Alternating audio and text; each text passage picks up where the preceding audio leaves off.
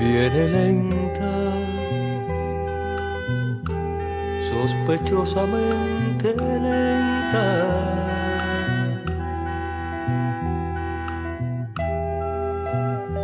Trae en la cara una marca austera.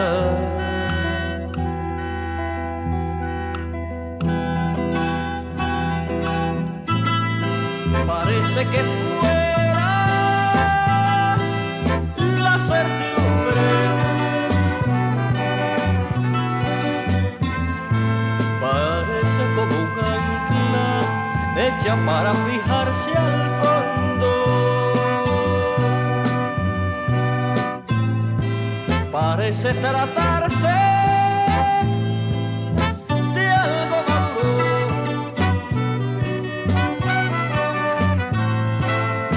pero es la lucidez, solo la lucidez.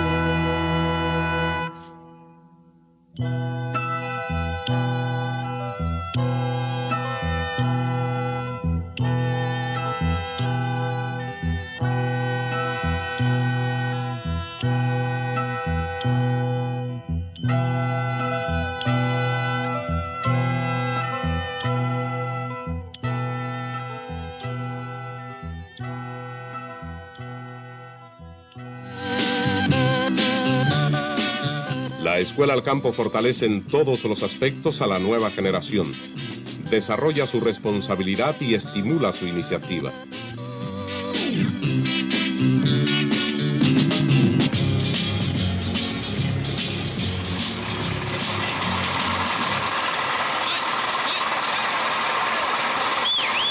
Esta señora ahí está en el cordón de La Habana. Este es el cordón de La Habana. El café.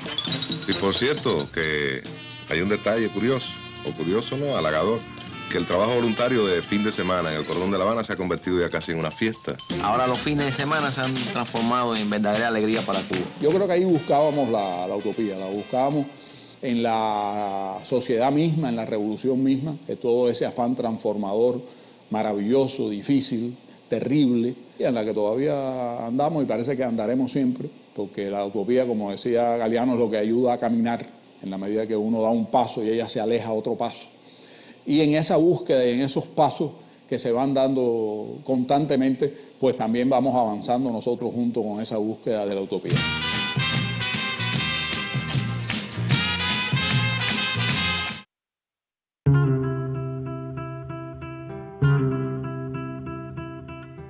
Esto empieza con la nueva trova, porque la nueva trova no es ninguna institución. Es decir, la nueva trova es una tendencia artística y cultural, que por supuesto no se crea. Pablo Milanés aparece primero.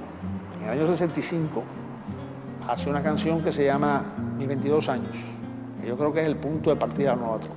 La tristeza en mi vida, viniendo el dolor a veces, acompañarme en la búsqueda del camino hacia la muerte. Pero como ser humano me contradigo y me opongo al pasado que pasó, pasando por 22 años de penas y dolor. Hacíamos estas cosas y alrededor de nosotros había una tremenda revolución que ya se imponía por sobre nuestra obra, pidiéndome a mí en este caso que le cantara. Y así fue que empecé a hacer mis 22 años. Después aparece inmediatamente Silvio Rodríguez,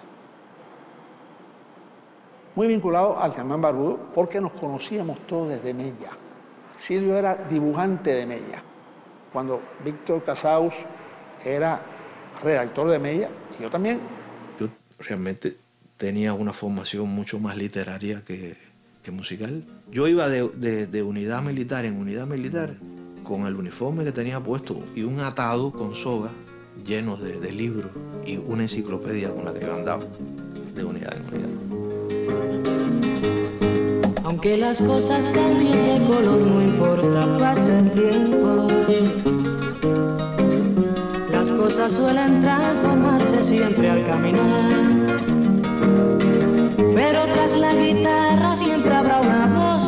está más perdida por la incomprensión de ser uno que siente como en otro tiempo fue también. Yo tenía un poco idealizada la calle. Como venía de un medio que era la FARC, era terrible estar metido ahí dentro y no poder estar disfrutando de las películas que estaban en aquella época. Lo que había era un abanico de cine maravilloso, europeo, de todas partes del mundo. El mismo festival de la canción protesta, éramos un país privilegiado en ese sentido.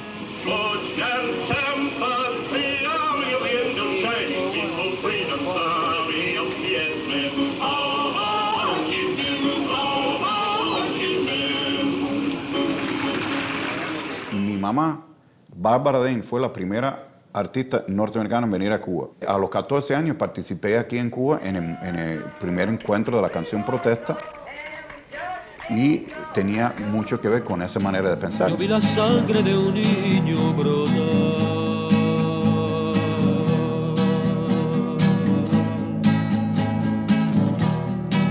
Yo he visto a un niño llorando a su suerte y me pregunto por qué tanta muerte, tanto dolor, tanto napalm. Y yo formé parte de una agrupación que se llamó Sonorama 6. Con esa agrupación participé en el primer encuentro internacional de la canción protesta en el 67.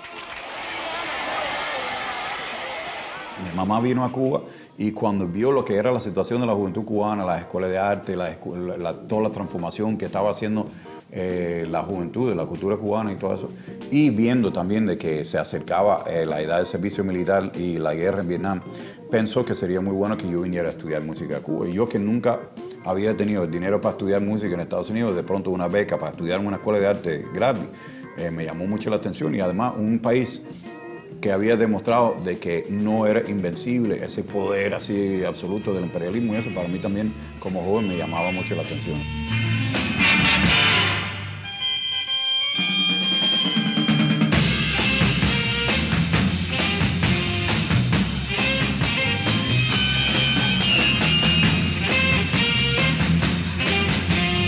Yo estaba ya en la Orquesta de Música Moderna, que eran los All Stars en aquel momento, con 19 años. Estaba Chucho Valdés, Carlos Emilio, Paquito Rivera, Arturo Sandoval. Yo tocaba la guitarra en esa orquesta. Conocí a Silvio ese año, en el 67. Una vez que entré al ICR y que empecé a hacer programas de radio y de televisión, hubo gente que se fijaron en mí. Ahí conocí a Teresita Fernández, ahí conocí a Omara, que fue quien me presentó a Pablo después. Si ustedes me permiten, les voy a empujar un pequeño versito.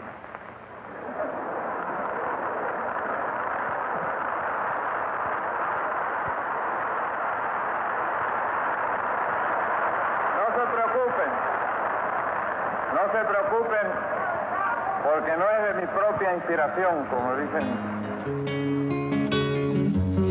Si el que asomó al futuro su perfil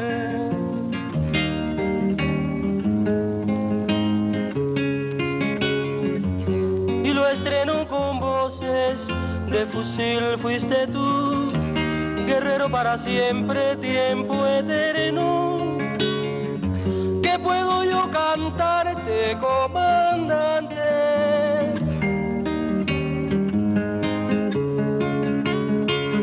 En vano busco en mi guitarra tu dolor, y en mi jardín ya todo es bello, no hay temor. ¿Qué puedo yo dejarte, comandante, que no sea cambiar mi guitarra por tu suerte, o negarle una canción al sol, o morir sin amor? ¿Qué tengo yo que hablarte, comandante?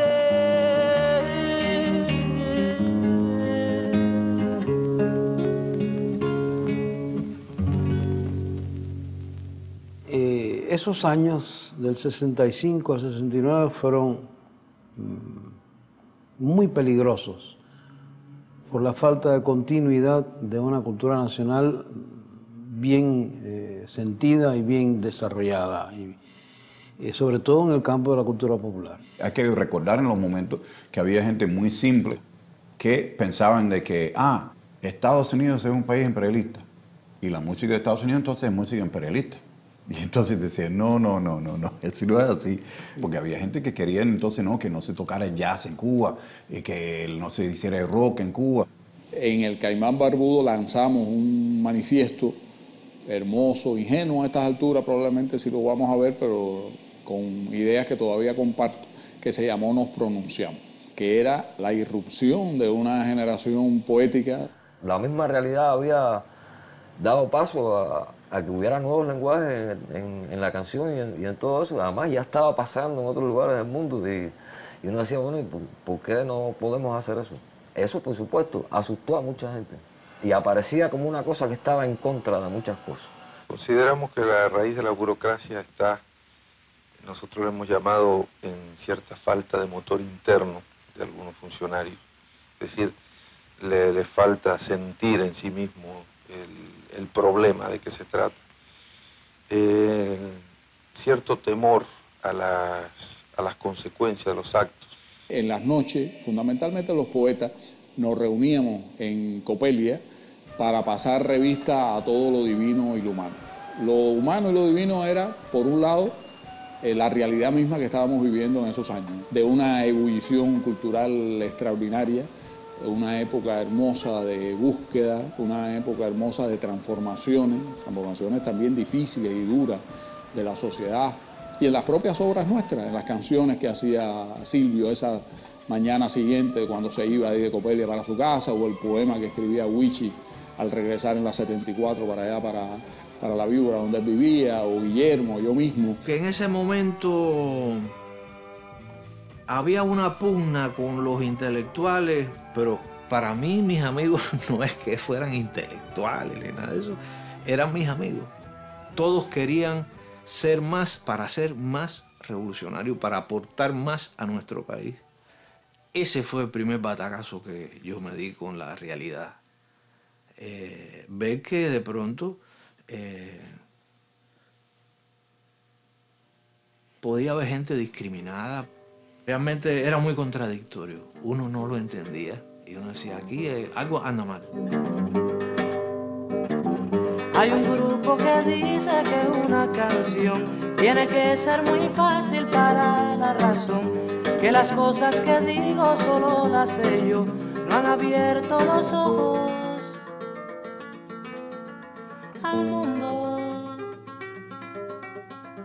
Miren que decir eso con tanto motivo para preocuparse como es. La la la la. Nos damos cuenta que aquel grupo de malévolos por el que votaron a Silvio del ICRT en aquel momento, estaban en aquel momento pensando las cosas con su propia cabeza. A partir de nuestros conocimientos, con nuestra autenticidad, con nuestra honestidad, independientemente de que eso pudiera traernos problemas coyunturales, como nos trajo en muchos casos. No solo aquí no puedes trabajar, sino no puedes trabajar en nada de la revolución. O sea, me estaban botando del país. Y fue el momento en que yo le dije a la persona que me lo dijo, ¿no? Que no fue ceguera. Quiero dejarlo muy claro. Le dije, bueno, sácala de ahí de tu bolsillo para verla, aunque sea de lejos. ¿Qué tú quieres decir? La revolución, puesto que es una propiedad tuya, ya que tú decides aquí quién la toca y quién no la toca. Los cuadros políticos de esa época se creían que con saber un poco de política lo sabían todo. Y te querían gobernar a ti y te decían cómo era la literatura y cómo era tal cosa. ¿Ves? Entonces tuvimos muchas bromas.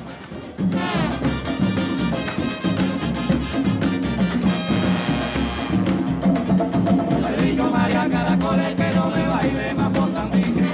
Por mucho que te lo digo, María Caracoles, tú siempre sigue bailando Mozambique. Y como eso no te lo explicaba nadie, todo el mundo tenía que hacer sus propios ajustes mentales y políticos, ideológicos. Entonces, unos se iban, otros se quedaban encabronados, otros, como yo, ni nos íbamos ni nos quedábamos encaronados, sino que yo siempre supe que la revolución era más importante que yo. Eso lo tuve claro. Y eso fue lo que me salvó. Estas fuerzas que partían, pienso yo, de dos elementos terribles. Uno, la mediocridad intelectual, y otra, el oportunismo que eran capaces de ejercer, prácticamente coparon los lugares de dirección de la cultura. También me hablaron, por ejemplo, de algún amigo que estaba en LUMAP. ¿Y qué tú haces con esa gente que han estado sancionados? Ahí tuvimos seria discusión. He preferido un golpe así de vez en cuando, porque la inmunidad me carcome los huesos. Agradezco la participación de todos los que colaboraron con esta melodía. Se debe subrayar la importante tarea de los perseguidores de cualquier nacimiento. Si alguien que me escucha se viera retratado, sépase que se hace con ese destino. Cualquier reclamación que sea sin membretes. Buenas noches, amigos y enemigos.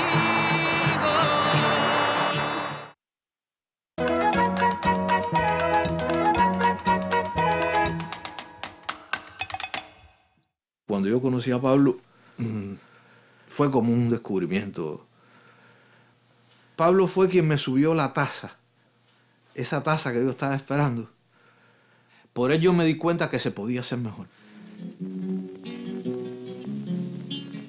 Porque usted, presidente Ho Chi Minh, poeta Ho Chi Minh, sereno campesino vietnamita Ho Chi Minh.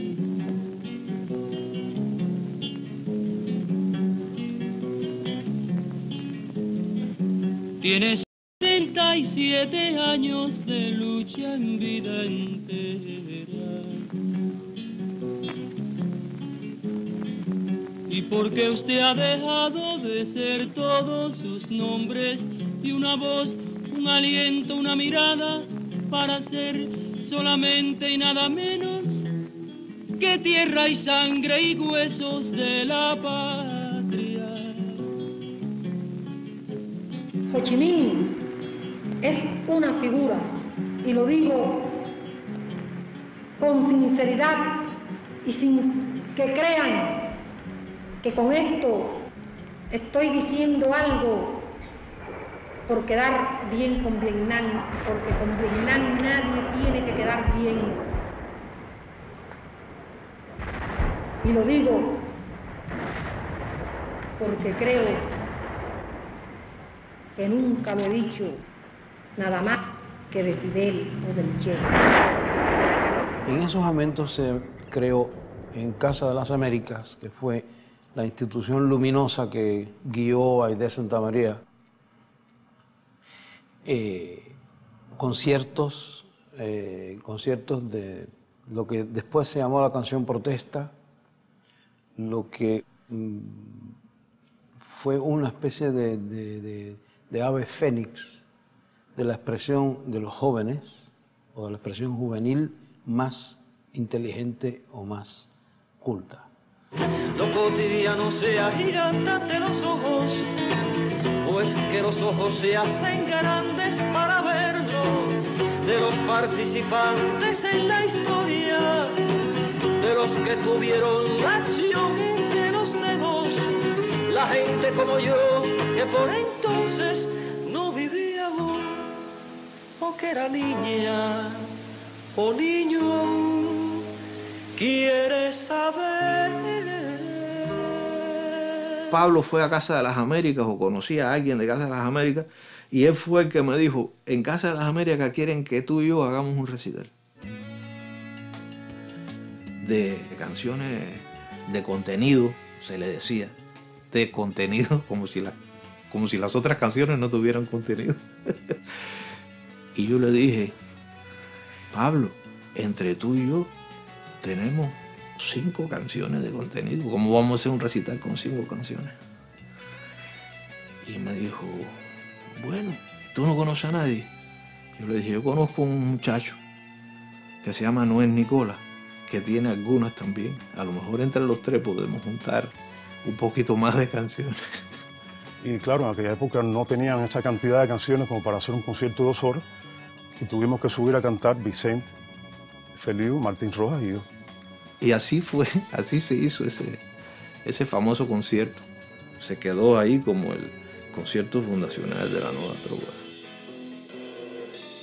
Santiago filmó o mandó a filmar varios clips con nosotros y los puso en el noticiero, ¿no? Hoy caminé en el lado de otro odio, donde ronda el mundo y yo cuando estoy, y vi la realidad bajo una tempestad.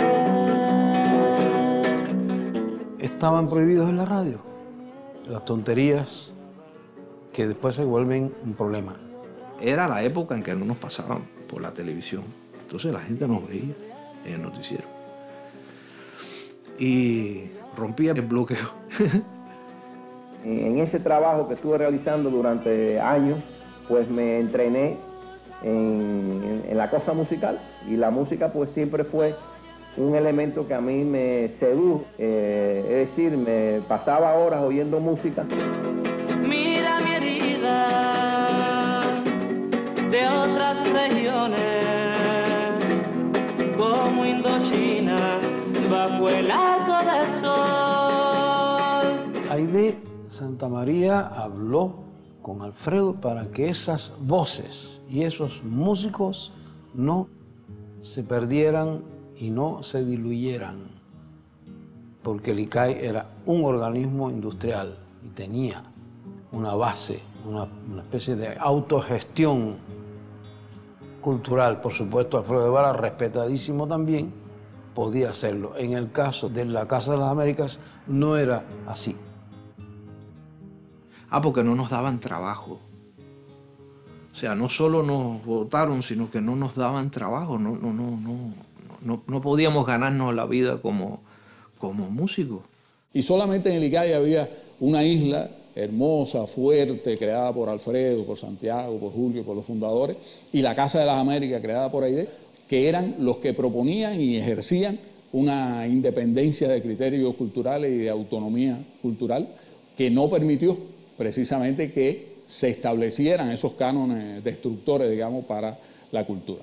La decisión de crear el grupo, o sea, de traer al ICAI, a Leo como figura centro y al conjunto de creadores que estaban despuntando, tiene que haber formado parte de una estrategia de política cultural de Alfredo Guevara de proteger a estos jóvenes creadores que todavía no eran figuras, que Alfredo valoraba como gente talentosa, protegerlos de cualquier inclemencia o arbitrariedad a la que podían estar expuestos como parte de esta confrontación ideológica.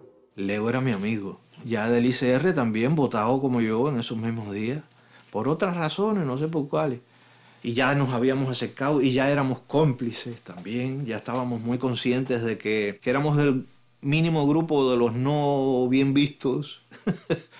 Y ahí habíamos creado un poquito de ese pegamento espiritual que suele unir a las personas que son discriminadas, ¿no? Alfredo Guevara habló conmigo, juntamos esos valores. Que al parecer le ayuda mucho un viaje que él hizo, no sé si en el 68 o en el 69, a Brasil. Y él es testigo en ese momento de la gestación de lo que fue el tropicalismo.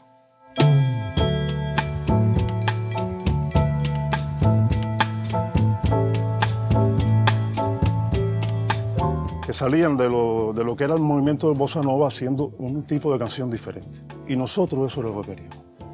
hacer un tipo de canción que no estaba en la palestra pública en aquel momento. Y ahí nos habló por primera vez del grupo de experimentación sonora, que no se llamaba así, por supuesto, sino de crear un grupo, que se entrenara en la música para el cine. Recuerdo el día exacto en que te conocí. Iba pegado al cielo y apenas te sentí. Me descubriste todo de una vez y hacia tu mano abierta me lancé. Y entonces Alfredo quiso hacer otra cosa. Que ya no era la canción, era la experimentación sonora. Y por eso en el grupo sonoro se hizo tanta música instrumental y experimental y otro tipo que no tenía nada que ver con la canción. El título suena a Alfredo. suena a sus invenciones. Grupo de experimentación sonora. Y a Leo también. Yo fui el primer instrumentista que llegó al grupo. Leo me llamó y me dijo que armara un poco los instrumentistas, algunos músicos, ¿no? Entonces yo busqué a Leonardo Acosta, busqué a Caturla, el flauta, busqué a los socios míos que tocaban bien. O sea, me acuerdo que inmediatamente se habló de Pablo, de Noel, de Eduardo. Algunos muchachos que entraron después de la ENA, que estaban medio botados, como Emiliano Salvador, Reginaldo y Pablo el Americano, entraron, bueno, por la necesidad de tener una base y también porque nos habían llegado de que eran muy buenos y que tenían problemas de disciplina y ese tipo de cosas. Y eran los mejores. Toda la gente que son integrantes del grupo en ese momento vienen de distintas tendencias musicales.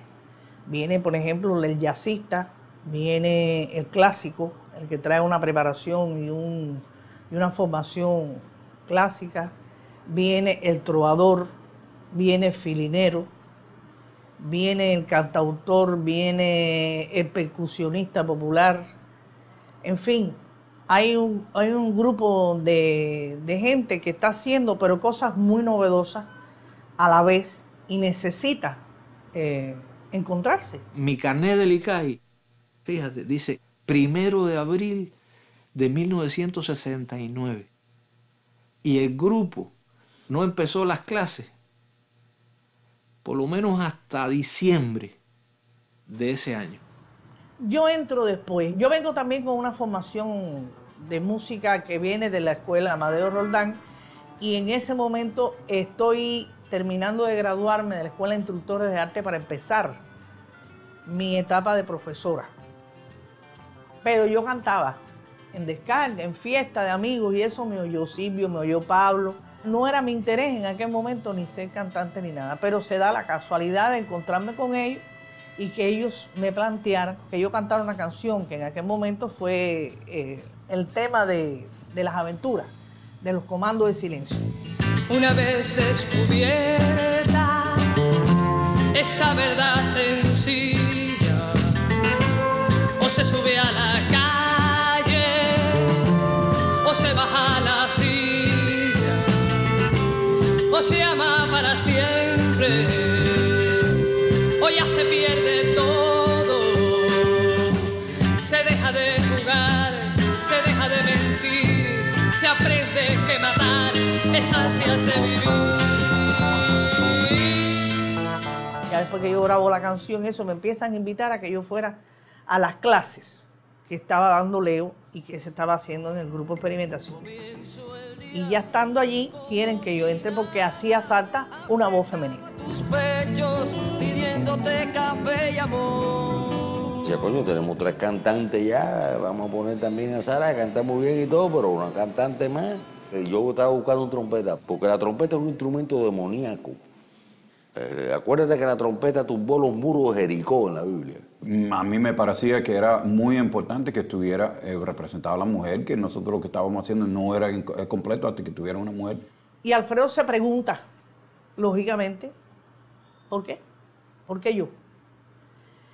Entonces la gente del grupo me dice, mira, ni digas ni hay ni deja de haber. Tú quédate aquí, sigue asistiendo con nosotros a las cosas, a las clases, a las grabaciones, a todas estas cosas, que ya habrá algún momento en de demostrar por qué tú estás aquí.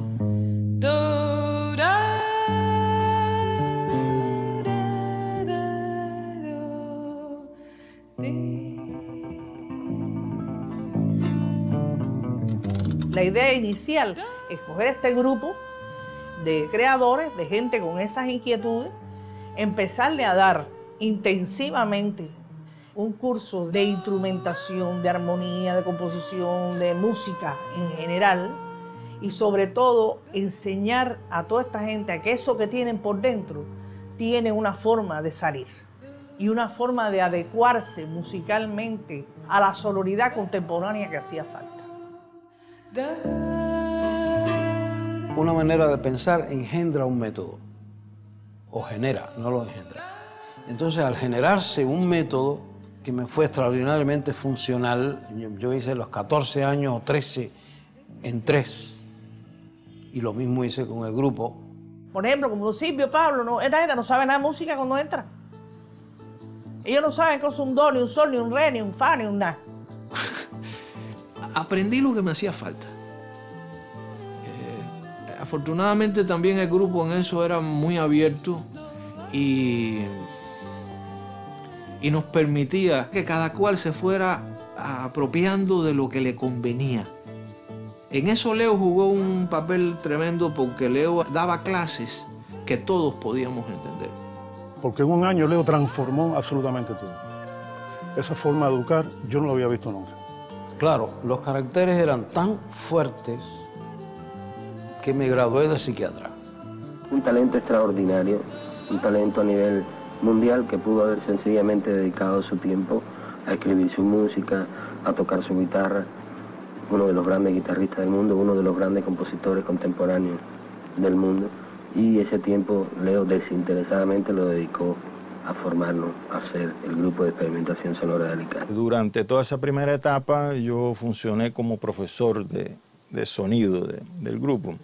Dentro del tema del concepto sonoro de esa música estaba el campo de las grabaciones.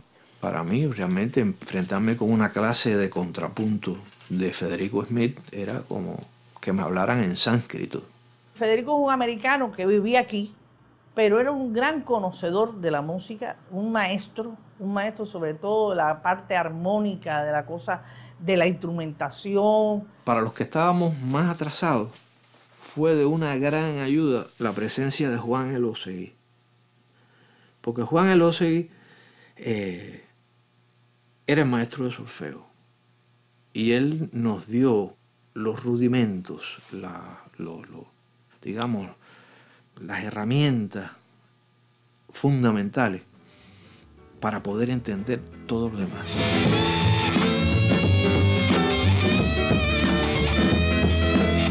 Del amor estamos hablando, por amor estamos haciendo, por amor se está hasta matando, para por amor seguir trabajando. Prohibir cualquier cosa es malísimo y es peligrosísimo porque te llama la atención sobre ella. Que nadie interrumpa el rito, queremos amar en paz, para decir en un grito, Cuba va, Cuba va.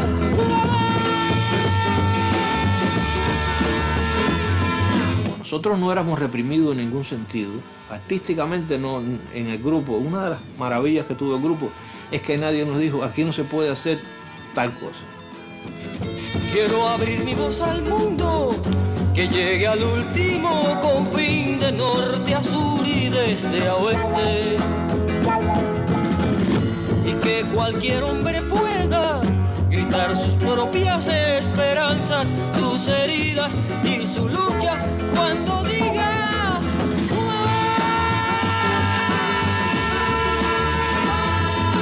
No es Rubén Nicola era quizás el único que podía dar las notas agudas, ese como en Cuba va, eso. Creo que había estado en un grupo de rock y eso antes de llegar al grupo.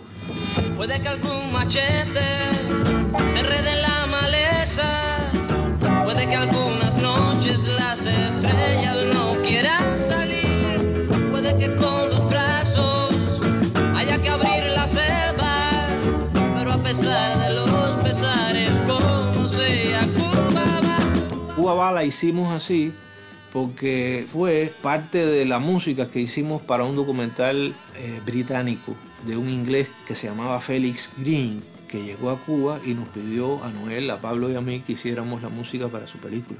Una canción compuesta por 3 distintos cantautores, pero en colaboración uno con otro, que ya eso conceptualmente ya es una cosa bastante a contracorriente de lo que se estilaba en el mundo, donde era un solo estrella y lo demás no es individualismo. Cuba Va se grabó con un redoblante de escuela como caja de la batería, un viejo platillo y un bombo. ¿No? La batería no existía, lo que habían eran muchas ganas de hacer esa canción. Y el director del grupo aficionado Licay me prestaba el bajo para grabar y todo eso. Y era una cosa terrible para tocar aquí. Dios mío, era durísimo, porque eran cables telefónicos de diferentes calibres. Un llavero que yo siempre, no sé por qué cosa de la vida, siempre traigo con muchas llaves. En algunos casos se convirtió en un instrumento de percusión. Esto no puede ser lo más que una canción. Quisiera fuera una declaración de amor, romántica sin reparar en formas tales que pongan freno a lo que siento ahora raudales. Te amo, te amo. Eternamente te amo.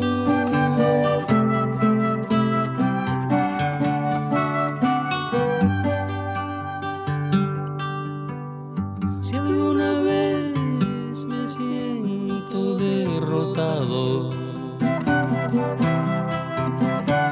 renuncio a ver el sol cada mañana, rezando el credo que me has enseñado. Miro tu cara y digo en la ventana, Yolanda.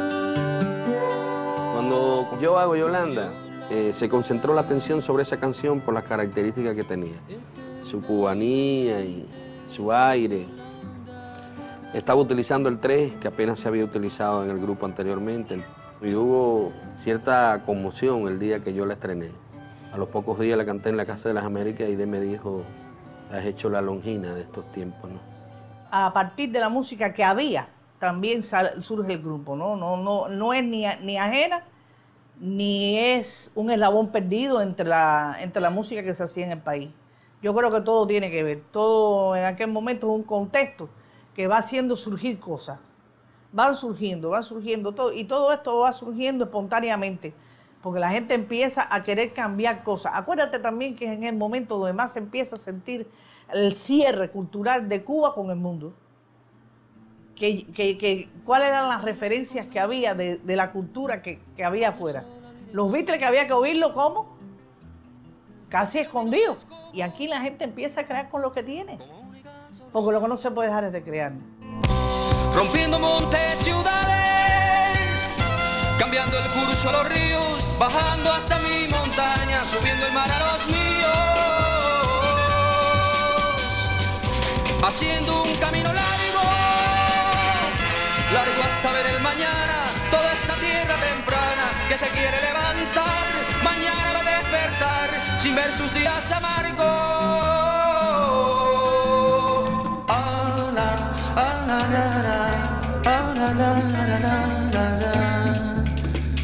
No crucemos por esos caminos, porque solo son caminos muertos.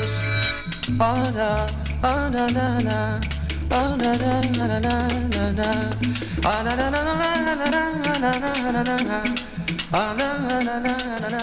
A partir de esos inicios, sí, yo había sido el sonidista del grupo, aunque hay en la historia de las grabaciones otros compañeros del departamento de sonido, como fue el caso de Germinal Hernández y Ricardo Istueta, sobre todo, ¿no? Se grababa la base en una grabadora y después se reproducía eso y se le iban agregando instrumentos en grupo o uno a uno. Eso dependía del arreglo. Eso se llama ping-pong.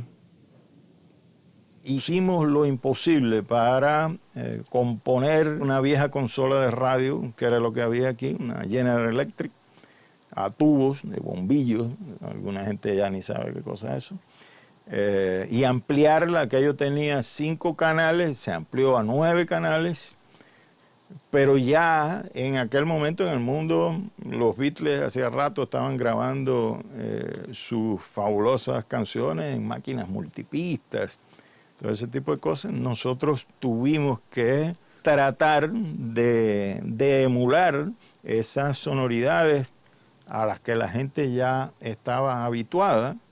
Nunca se ha podido igualar la calidez y la espontaneidad que tenían esas grabaciones.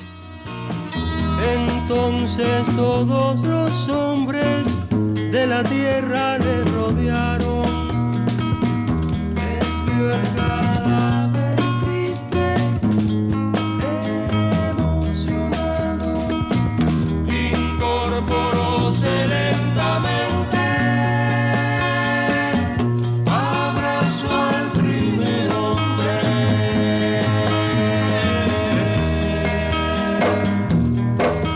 Se produce de forma natural en el estudio, en el espacio acústico donde están sonando los instrumentos, y el sonido de unos instrumentos se cuela en el micrófono que le corresponde a otros, y esto da lugar a una sonoridad muy especial, ¿no? Y a esto se agrega el hecho de que los instrumentos que ellos usaban eran instrumentos de timbres dulces, ¿no? El clarinete, la flauta, la guitarra acústica, a pesar de que habían instrumentos de percusión. El rey de las flores tiene lagartos que cantan de salto en salto. Tiene batallones de abejas chiquitas y arañas babosas y aves bonitas. El rey de las flores trabaja y trabaja, su pueblo también trabaja. Derrumba los bosques de hierbas tan altos, navega en los charcos de agua del campo. El rey de las flores tiene sus fábricas dentro de la tierra. Cada obrero hace una flor que en primavera crecerá, si no una mosca la lloverá. Cada ciudadano de este país se sentía participante activo de la revolución. Yo alfabeticé, fue el Girón, fue la crisis de octubre, fue la zafra del 70. Es decir, había una serie de hechos sociales que te daban un impulso, y un impulso a ti diferente. Tengo una historia que contar, es de piratas en mi mar. Secuestran unos pescadores para asesinar y los tuvieron que abandonar. No era posible así matar a quienes armados de dignidad se portaban igual que el pueblo acá. Los noticieros de Santiago Álvarez, que son joyas y obras maestras al lado de sus documentales, llevan muchísimas de nuestras músicas también. Y los documentales ni hablemos. En el año 70, cuando secuestraron unos pescadores, que ellos se pararon en una tribuna ahí, eran los animadores, toda aquella locura. Se perdió el hombre de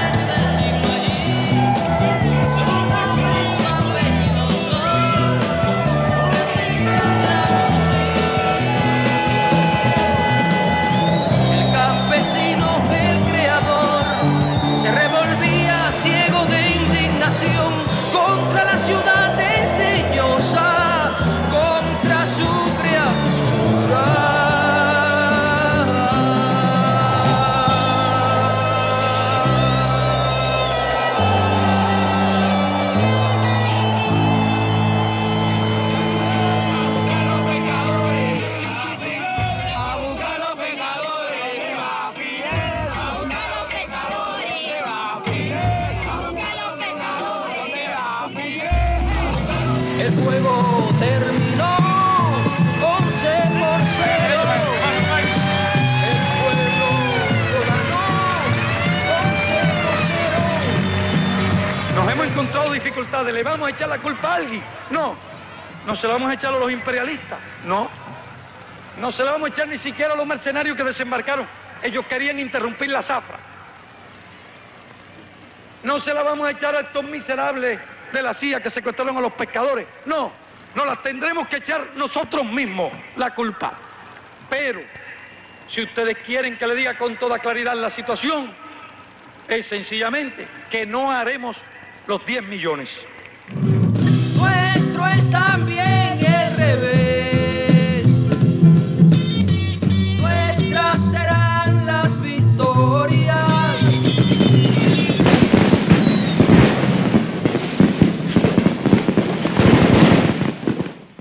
A los 27 días de mayo del año 70, un hombre se sube sobre sus derrotas, pide la palabra. Momentos antes de volverse loco, no es un hombre, es un malabarista de una generación. No es un hombre, es quizás un objeto de la diversión. Un juguete común de la historia, con un monograma que dice bufón. Ese hombre soy yo, ese hombre soy yo. Yo no reniego de lo que me toca. Yo no me arrepiento, pues no tengo culpas. Pero hubiera querido poderme jugar toda la muerte allá en el pasado o toda la vida en el porvenir que no puedo alcanzar. Y con esto no quiero decir que me pongo a llorar. Sé que hay que seguir navegando. Sigan exigiéndome cada vez más hasta poder vivir o reventar.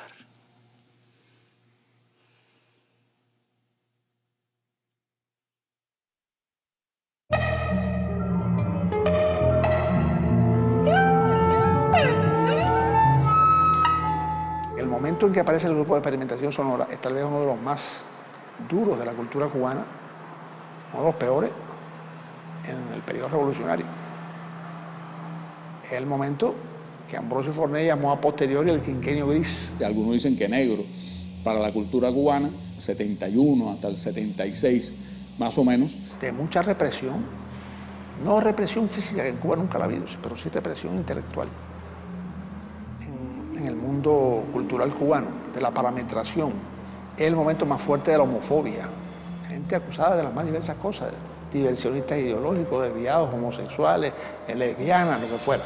Aprovechando un contexto también político de la revolución en ese momento, el acercamiento, pienso yo que imposible de no realizar con la Unión Soviética en eso después del fracaso de la zafra de los 10 millones, fue entendido por algunos como que también había que ajustar lo que era la riqueza, la maravilla de nuestra cultura, ajustarla a unos cánones destructivos y destructores para la cultura, los cánones del llamado realismo socialista. Había un montón de poetas que no podían publicar, de dramaturgos que no podían poner obras, de narradores que no podían narrar, pintores que no podían pintar.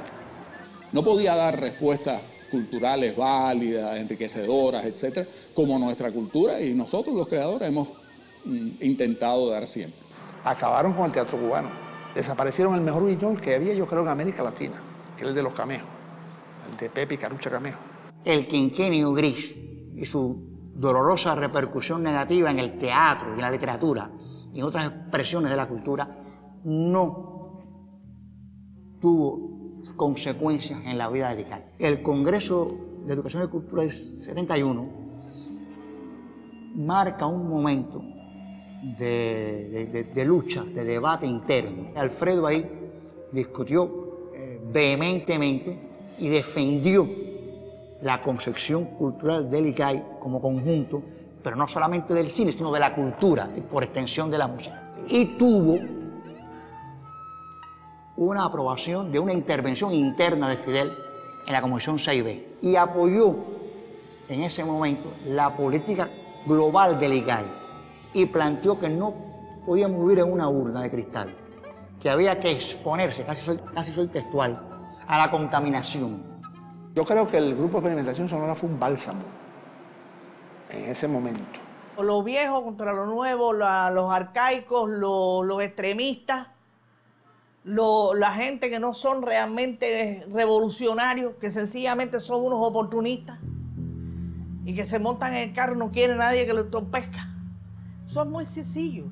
Eso ha pasado en los 50 años de revolución y no te voy a decir que no va a seguir pasando, sí va a seguir pasando. El ser humano es así. Y mientras existan metas superiores va a haber también mierdas superiores. La muerte de un solo día, la muerte que es muerte y vida, la muerte que con su forma se proyecta en espiral, la muerte que me hace andar. En ese concierto que fue culpable de que se rompieran todos estos cristales y que estuvieran 12 o 15 autos de la policía que nosotros llamamos perseguidoras en Cuba, tratando de contener una masa de miles y miles que nunca cabía en ese pequeño teatro. Primero me acuerdo que se estrenó la obra Granma y entonces ahí me presenté, ahí canté. Participé como miembro del grupo y canté después como solista. Y ahí al otro día dijo Alfredo que sí, que ya sabía porque yo estaba en el grupo y que, en fin, me quedaba en el grupo. La radio tenía prohibidas esas músicas. Por lo tanto, había que ir directamente a la masa. ¿Y cuál es la masa que curioseaba alrededor de esa música? La juventud. Entonces fuimos a dar conciertos los fines de semana en las secundarias, preuniversitarios, universidades y entidades de la Escuela del Campo. Con Quintín Pino, me acuerdo que estaba en educación en Oriente. En todas las escuelas Veguita 6, esa tocamos. Que fue una gira tremenda de gitanos, íbamos en camiones y cargando los instrumentos y todo eso.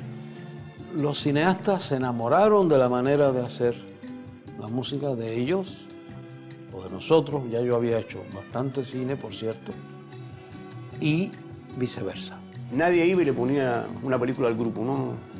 Tú tratabas con alguna persona del grupo, y esa persona veía el documental y le ponía la música. Era una época muy creadora del ICAI, no solamente el grupo de experimentación, solo el ICAI. Fíjate que en el caso de los cantautores, tan importante la letra como la música. Te digo esto porque la Comuna Juvenil del Centenario, la letra es fabulosa.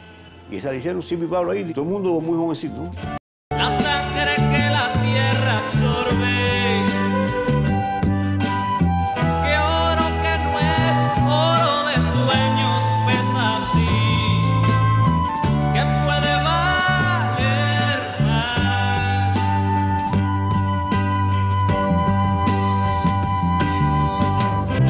Que pague ese sudor el tiempo que se va.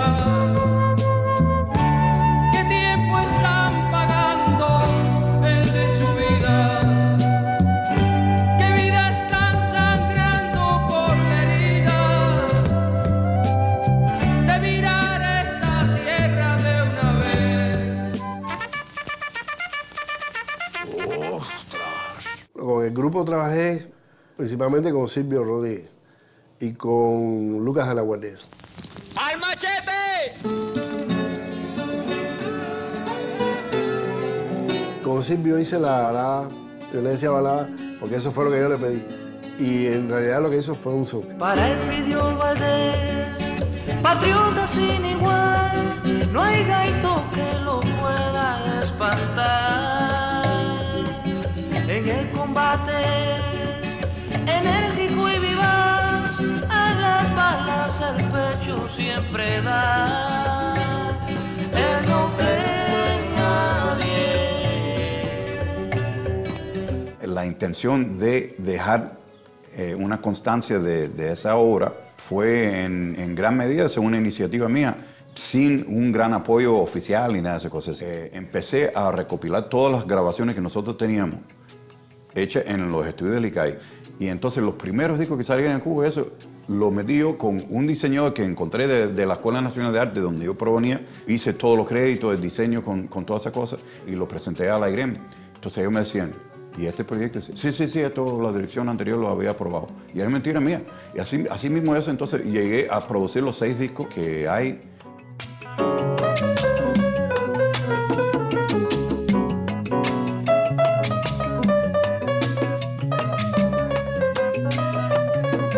En el año 72 yo filmo lo que fue mi primer largometraje, El hombre de Maizinecú. Le pedí a Leo que me ayudara creando música para la película y a Silvio le enseñé la película a partir de cómo la película se plantea el conflicto del protagonista. Me fajé con Manolito incluso, porque al final él quería que la música en el final fuera más épica y sonaran metales. Papá, esa cosa así, una fanfarria, una cosa épica que levantara la moral. Y yo lo veía distinto. Yo pensaba que tenía que ser más... que la película en sí era tan épica que si luego al final se metía una música así muy arriba, iba a conspirar contra otro sentimiento, además del épico que dejaba la película, que era esa cosa de reflexionar sobre la historia que se había contado. ¡Oh, qué sensación! No tener rostro al enfrentar la muerte. Correr la doble suerte de rastreadores y de perseguidos, teniendo tanto de estrella escondido. ¿Cuánto millón de rostros no tendrá el que nos regaló la claridad? Hay un estilo, un género de hacer canciones que es la canción por encargo. Aunque parece una cosa muy fea, a mí no me gusta la palabra encargo, me parece que es como ir a ser mandado o algo así. Pero existe, y yo la gran mayoría de canciones que he hecho las hice por encargo. Las hice ahí en el ICAI, porque me llevan a ver las imágenes. ¿Qué dice usted? Que la mujer es la flor de aquel Edén del dulce hogar y para hacer el amor, si la historia nos grita una verdad. ¿Qué dice usted? Que la mujer luce bien en el portal o en el sillón tejiendo su aburrimiento, si la historia nos grita otra verdad. ¿Ves? Hace 100 años comenzó cuando alzó el machete una mambisa. ¿Ves? Y así siguió la tradición. Siempre que luchar se necesita, por eso 6 lindas cubanas, 6 lindas cubanas.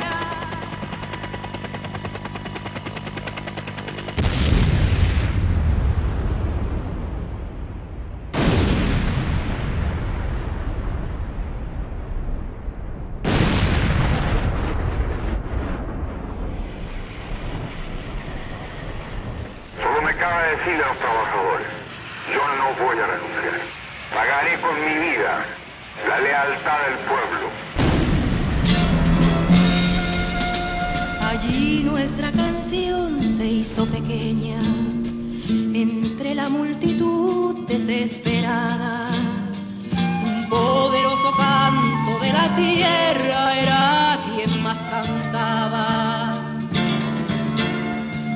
Eso no está muerto, no me lo mataron, ni con la distancia, ni con el vil soldado.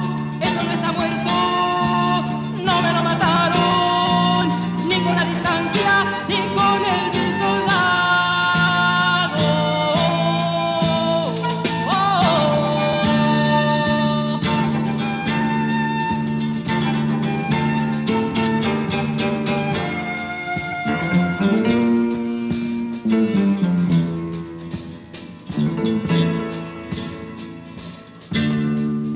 Canción de Silvio Rodríguez, Santiago de Chile, arreglo de Eduardo Ramos.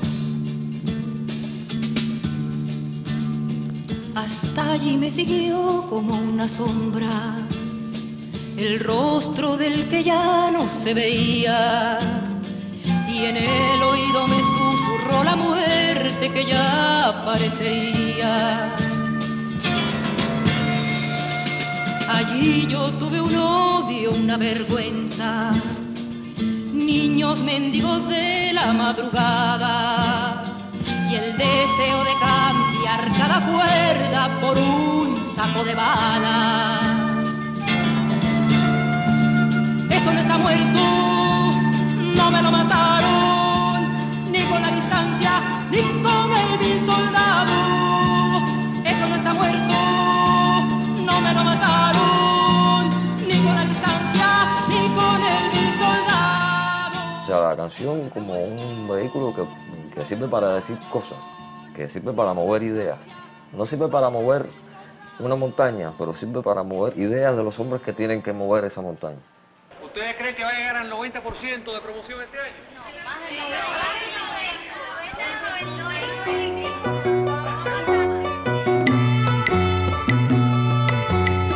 Esta es la nueva escuela.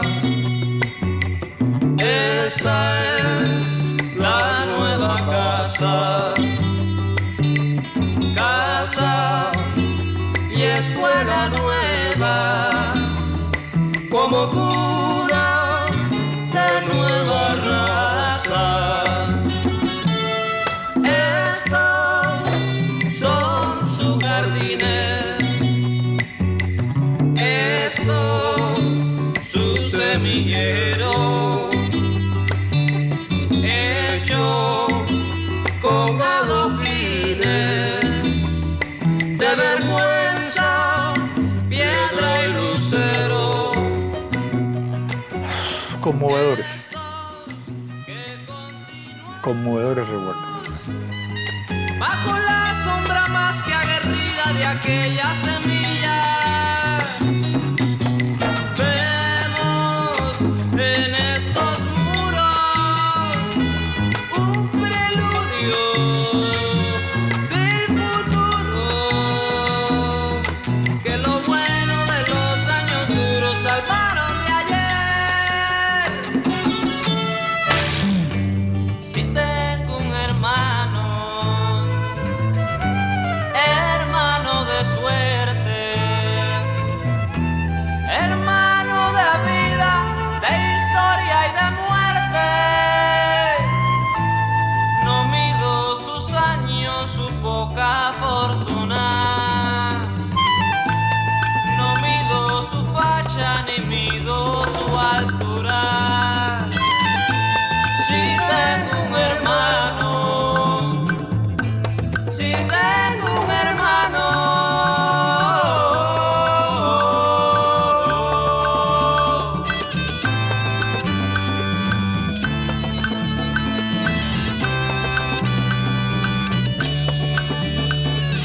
La dinámica interna de un grupo musical es que cuando crea una obra y suena bien, entonces tú quieres que la gente la escuche. Lo que hacíamos había resultado tan explosivo y tan interesante para la juventud. Se sabían todas las canciones nosotros, todo el mundo las cantaba con la guitarra, todo el mundo se las aprendía.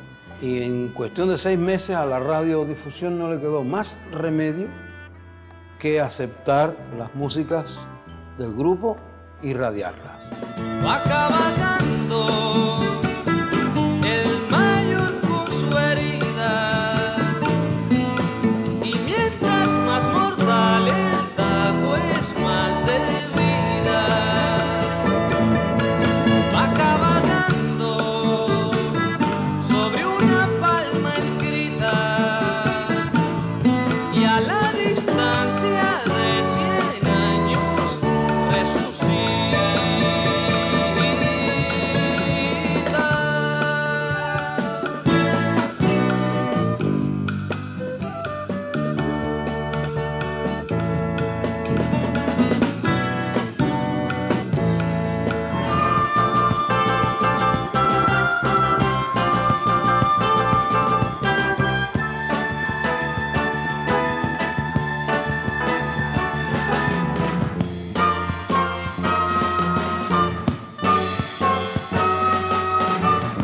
al final Eduardo se quedó como casi solo con Sara González y algunos. Yo siempre he dicho que yo no he sido el director del grupo, era el capitán del grupo. Lejos insustituible, yo no podía sustituir esa dirección. Pero además mira de qué forma dirigía él. Eduardo, que era un compositor es un compositor finísimo y que, al igual que yo, dio mucho de su talento para los demás. El espíritu del grupo siguió sin Leo. Las cosas que llevábamos, todo el mundo, bueno, opinaba, enriquecía.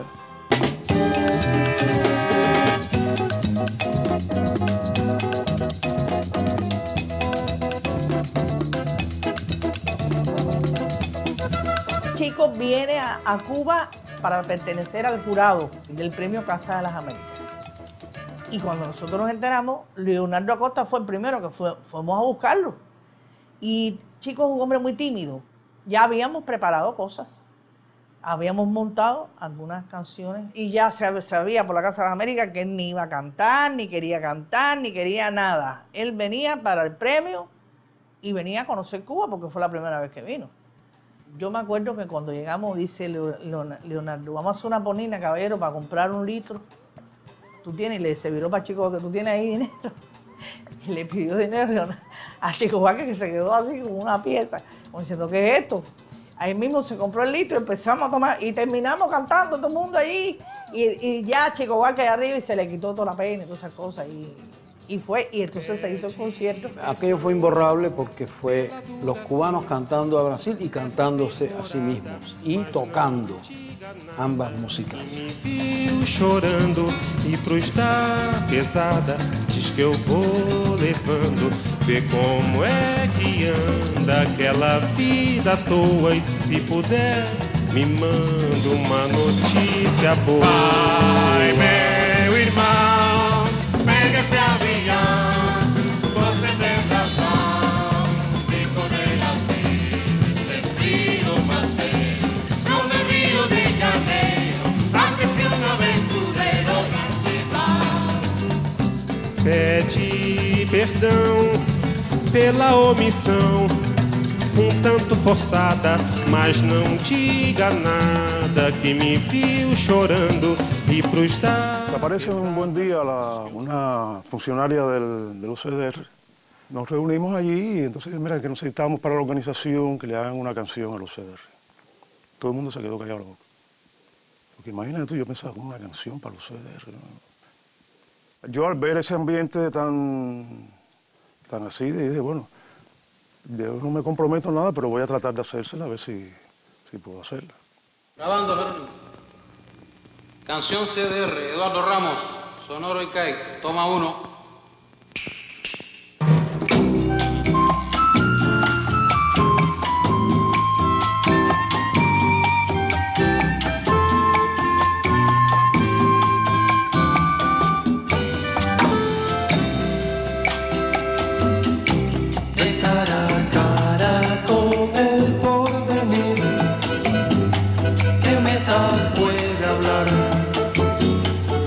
Es la meta de vencer o morir. En cada cuadra un comité, en cada barrio revolución, cuadra por barrio, barrio por pueblo, país en lucha, revolución. Desde las cuadras crece mi país, se desarrolla y se proyecta así. ¿Qué importa el reto?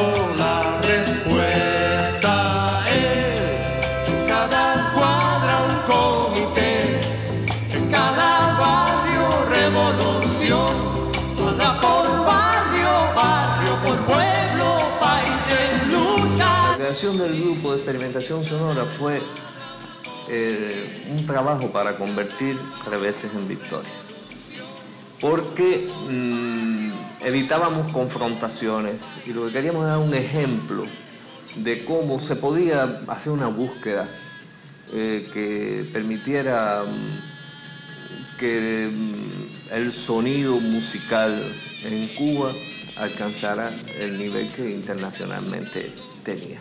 Creo que la ruptura del grupo no es una cuestión de una desgracia, ni una tragedia, ni nada por el estilo. Yo creo que es una cosa lógica.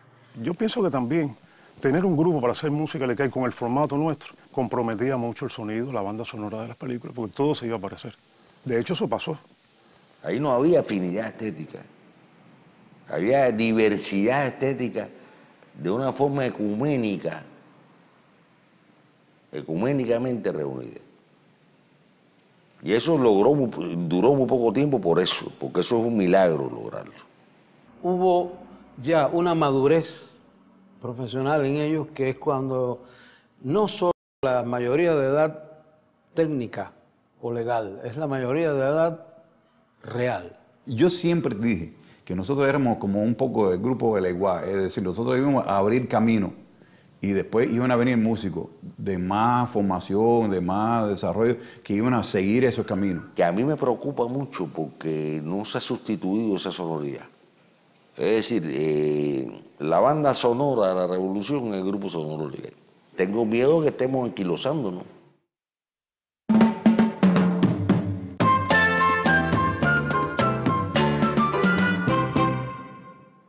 Afortunadamente, en Cuba las cosas, decían en el examen que todo en el trópico se derrite.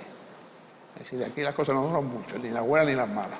Estos parametrados apelaron a los tribunales cubanos, hasta que llegaron al Tribunal Supremo Popular. El Tribunal Supremo Popular falló a favor e hizo que los reintegraran a sus trabajos y que le pagaran todos los salarios desde que los votaron. Y eso fue como 3 años después. Bueno, el Consejo Nacional de Cultura quebró, se arruinó, pues tuvo que dedicar todo el dinero a pagar los salarios. Eso es justicia poética que casi nunca ocurre. Esos problemas con el tiempo pasan, no se deben olvidar ni los problemas ni la gente que los generó, para sobre todo que esas ideas no puedan volver a tomar la fuerza que entonces desgraciadamente tuvieron y el daño que intentaron hacer a la cultura. A nosotros lo que nos tocó vivir fue una época de transición y nos convertimos un poco, como decía Noel, en hombres y mujeres de transición. Eso es lo que fuimos, en una transición muy fuerte y en una realidad social muy compulsiva, sobre todo eso, que nos empujaba todo el tiempo. Un poco dura desde ese punto de vista porque nos pedía que fuéramos mejores.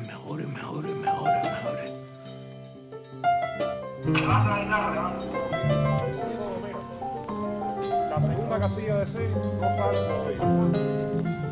Ya yo creo que vamos a tener que quitar el órgano.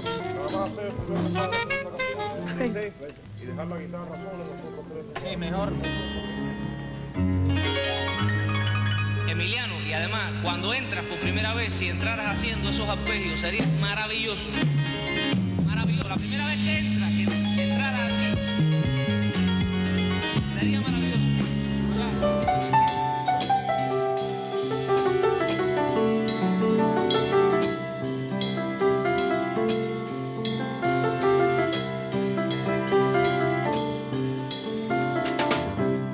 Tengo el impulso turbo y el anhelo sagrado